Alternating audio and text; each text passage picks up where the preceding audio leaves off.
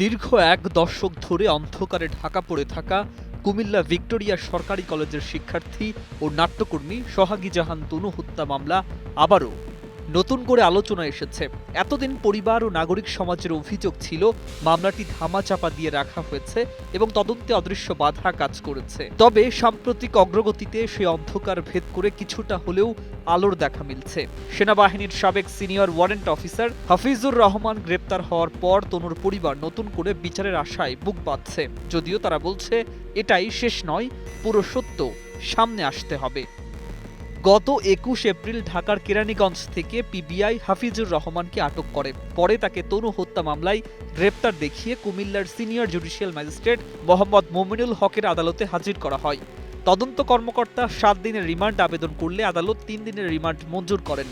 ৫২ বছর বয়সী হাফিজুর ২০২৩ সালে সেনাবাহিনী থেকে অবসর নেন এবং হত্যার সময় কুমিল্লা সেনানিবাসে কর্মরত ছিলেন।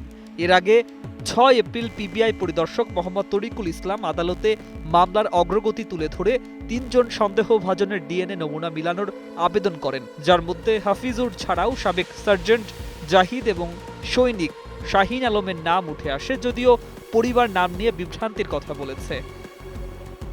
২০১৬ সালের ২০ মার্চ সন্ধ্যায় কুমিল্লা সেনানিবাস এলাকায় টিউশনি করতে গিয়ে নিখোঁজ হন তনু। পরে সেনানিবাসের পাওয়ার হাউস সংলগ্ন ঝোপ থেকে তার মরদেহ উদ্ধার করা হয়।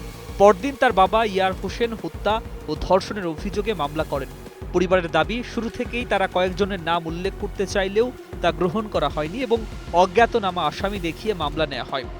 একই বছর ২ দফা ময়নাতদন্তেও মৃত্যুর নির্দিষ্ট কারণ জানা যায়নি। তবে ২০১৭ সালের ডিএনএ পরীক্ষায় তনুর পোশাক থেকে ৩ জন পুরুষের আলামত পাওয়া যায়, যা মামলার গুরুত্বপূর্ণ ভিত্তি হয়ে ওঠে।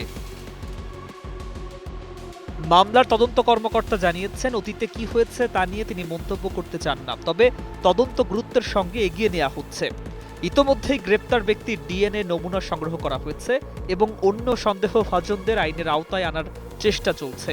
তনুর মা আনোয়ারা বেগম বলেছেন, তিনি কখনো বিচারের আশা ছাড়েননি এবং এখন একজন গ্রেপ্তার হওয়ায় কিছুটা স্বস্তি পেয়েছেন। তবে তিনি ও তার পরিবারের অন্য সদস্যরা বাকি জড়িতদের দ্রুত গ্রেপ্তার এবং সর্বোচ্চ শাস্তির দাবি জানিয়েছেন। তাদের একটাই চাওয়া, মৃত্যুর আগে যেন এই হত্যার বিচার দেখতে পারেন। তনুর বাবা ইয়ার হোসেনের অভিযোগ, ঘটনার শুরু থেকেই তিনি নির্দিষ্ট কয়েকজনের নাম বলে আসছেন, কিন্তু তখন তা আমলে নেওয়া হয়নি। তনুর ভাইও দ্রুত অন্য অভিযুক্তদের গ্রেপ্তারের দাবি জানিয়েছেন। রাষ্ট্রপক্ষের কৌশলীর মতে, শুরুতেই প্রয়োজনীয় পদক্ষেপ নেওয়া হলে মামলাটি এত দীর্ঘসূত্রিতায় পড়ত না। সচেতন নাগরিক সমাজও বলছে, এবার যেন কোনো অদৃশ্য চাপ বা প্রভাব তদন্তকে বাধাগ্রস্ত না করে। দীর্ঘ প্রতীক্ষার পর মামলাটি যখন অন্ধকার থেকে আলোয় ফিরেছে, তখন সবার চোখ এখন একটাই প্রশ্নে, এই আলো কি শেষ পর্যন্ত ন্যায় বিচারে পৌঁছাবে? News desk, ২১ television.